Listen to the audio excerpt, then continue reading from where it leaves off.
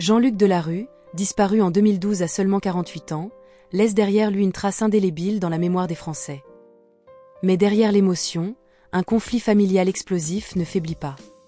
Son père, Jean-Claude Delarue, accuse aujourd'hui la veuve de son fils, Anissa, de l'avoir volontairement isolée dans ses derniers instants.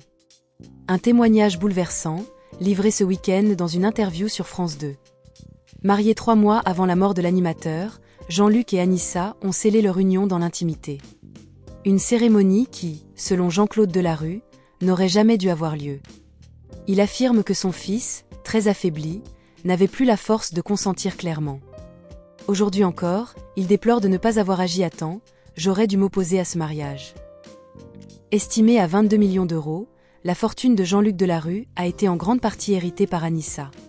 Ce point est au cœur des tensions. Le père de l'animateur conteste la lucidité de son fils au moment de ce transfert, pointant également une rupture brutale entre Jean-Luc et sa famille. Il affirme que des messages envoyés à son fils n'auraient jamais été lus, insinuant une possible emprise sur ses communications. Marqué par la douleur et les non-dits, Jean-Claude Delarue porte aujourd'hui un combat politique. Il milite pour une loi qui garantirait le droit d'accès aux proches pour toute personne en fin de vie. Derrière ce plaidoyer, un cri du cœur d'un père qui s'estime spolié de ses derniers instants avec son fils. Tandis que certains dénoncent un acharnement posthume, d'autres saluent le courage d'un père en quête de vérité. Ce nouvel épisode du « Clan Delarue » ravive les blessures d'une mort prématurée, entre douleur intime et soupçons persistants.